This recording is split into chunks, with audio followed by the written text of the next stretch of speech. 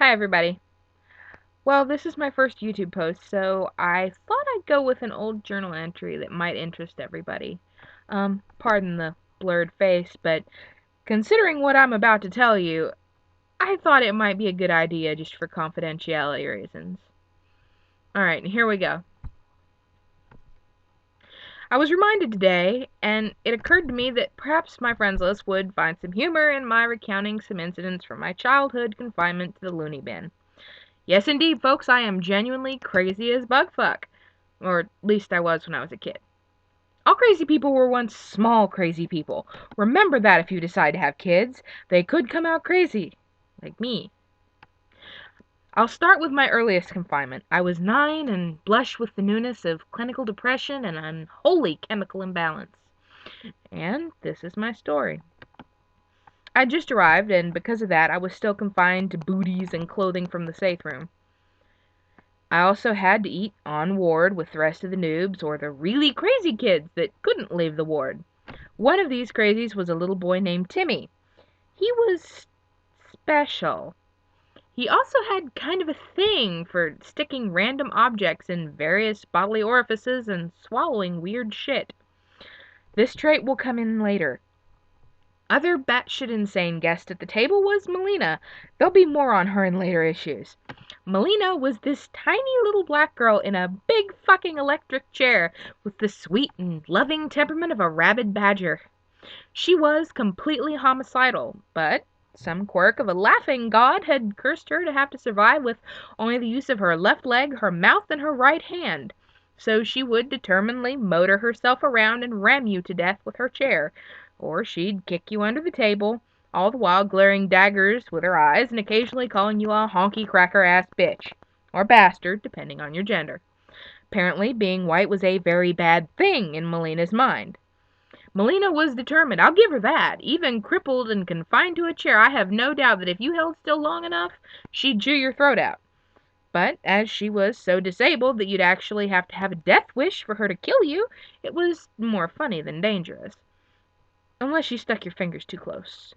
One kid lost the tip of his pinky that way while I was there. He learned his lesson, and no one stuck their fingers close to her mouth after that again. Though it remained funny to put on one of her brakes and watch her spin round and round and round in circles trying to catch you. Ah, them were the days. Back to Timmy. There are numerous incidents involving Timmy, but the one that sticks in my mind the most is the Peas of Doom, which happened my first night.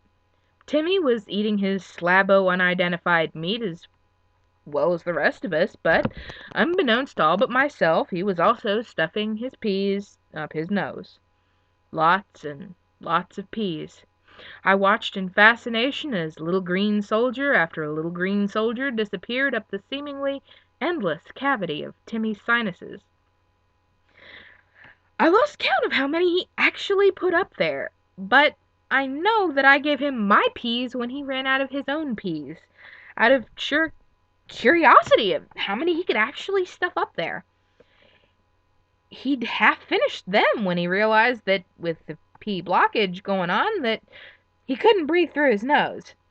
This disturbed Timmy deeply, though why the stupid little shit didn't think of that before playing hide the veggies, I'll never know.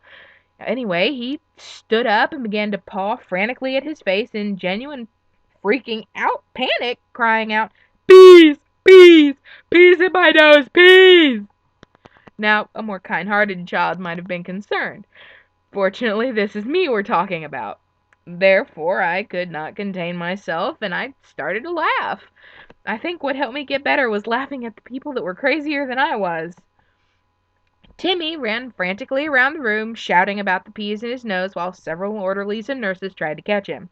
Let me tell you, trying to catch Timmy must have been something akin to trying to catch a greased pig, because no matter how sure they were of their grip, the moment somebody said, "I got him!"